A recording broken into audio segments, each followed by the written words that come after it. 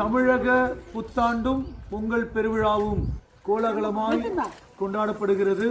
இது ஆண்டவருக்கு நன்றி செலுத்த புதுப்பானையில் பொங்கல் வைத்தவளுக்கு திருப்பிடத்திற்கு படையலாக கொண்டு இறை மக்களோடு நாம் முன் செல்கிறோம். நன்றியால் துதிப்பாடு என்றும் பாடு, நன்றியால் துதிப்பாடு நம் இயேசுவை நாவாலே என்றும் பாடு.